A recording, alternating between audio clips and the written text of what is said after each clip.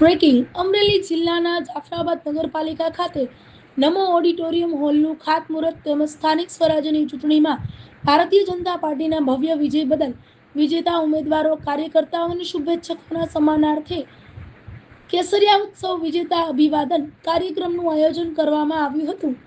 એમાં જિલ્લા પંચાયતના જીતેલા સભ્યોનું તેમજ તાલુકા પંચાયતના જીતેલા સભ્યોનું સન્માન કરવામાં આવ્યું હતું, જેમાં મુખ્ય મહેમાન તરીકે અમરેલી જિલ્લાના પ્રભારી ચૌહાણ સાહેબ તેમજ અતુલભાઈ કાનાણી, જિલ્લા ભાજપ પ્રમુખ રાજુલા જાફરાબાદના ધારાસભ્ય હીરાભાઈ સોલંકી, મયુરભાઈ માંજરિયા તથા નગરપાલિકા પ્રમુખ તથા નગરપાલિકાના તમામ સભ્યો, જાફરાબાદ શહેર અને તાલુકાના ભાજપ પ્રમુખો તથા ભાજપ સંગઠનના તમામ સભ્યો અને આગેવાનો ઉપસ્થિત રહ્યા હતા। આ ગૌરવસભર પ્રસંગે સૌ કાર્યકર્તાઓ અને ભાજપ પરિવારના સભ્યોએ હાજરી આપી હતી।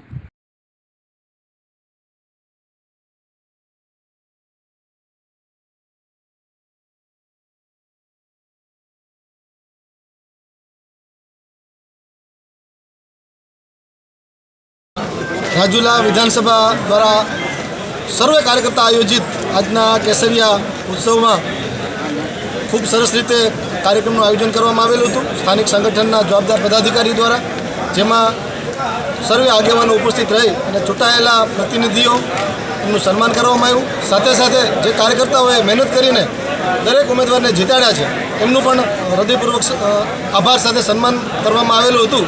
આ કાર્યક્રમમાં અમારા સંગઠનના પ્રભારી અભયભાઈ ચૌહાણ, સ્થાનિક ધારાસભ્ય અને ખૂબ જ એક્ટિવ અમારા લોકસભાના પ્રતિનિધિ ભાઈ હીરાભાઈ સોલંકી, સાથે સાથે મારી જિલ્લા ભાજપ જનતા પાર્ટીની ટીમ અને સર્વે આગેવાનો દ્વારા આજે દરેક કાર્યકર્તાઓનું સન્માન કરી અને એમને બિરદાવવામાં આવેલા હતા। અને નવરચિત તાલુકા પંચાયત અને જિલ્લા પંચાયતના સર્વે લોકપ્રતિનિધિઓને પણ સન્માનિત કરીને એમની આગળની જે જવાબદારીઓ છે એ બાબતની શુભકામનાઓ પાઠવવામાં આવી હતી।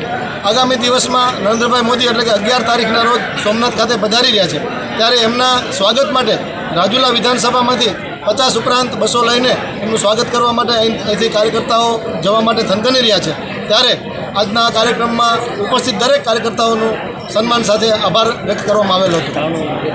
જાફરાબાદ મુકામે નમો ઓડિટોરિયમ હોલમાં જ્યારે આજે પ્રથમવાર જ્યારે આ કાર્યક્રમ ભારતીય જનતા પાર્ટીનો વિજય ઉત્સવનો કાર્યક્રમ જ્યારે આજે મનાવવામાં આવ્યો છે, ત્યારે જિલ્લા પંચાયત અને તાલુકા પંચાયતમાં ચૂંટાયેલા દરેક મહાનુભાવોનું આજે સન્માન વિધિ કાર્યક્રમનું આયોજન અહીંયા થયું છે। ખૂબ મોટી સંખ્યામાં ખાસ કરીને જે આમને વિજય બનાવવા માટે જે કાર્યકર્તાઓએ મહેનત કરી હતી, જે આગેવાનોએ મહેનત કરી હતું, ખાસ એમનું સન્માન કરવા માટેનો આજનો આ કાર્યક્રમ અમે રાખવામાં આવ્યો હતો। એ કાર્યકર્તાઓનો સન્માન માટેનો કાર્યક્રમ રાખવામાં આવ્યો હતો। સાથોસાથ 11 તારીખે યશસ્વી વડાપ્રધાન નરેન્દ્રભાઈ મોદીજી જ્યારે સોમનાથ દર્શન કરવા આવતા હોય ત્યારે એના સ્વાગત માટે અહીંથી અમે ખૂબ મોટી સંખ્યામાં લોકોને લઈ જવા માટેનો કાર્યક્રમ પણ આજે અહીંયા રાખવામાં આવ્યો છે। ત્યારે આપ સૌનો ખૂબ ખૂબ આભાર। જય શ્રી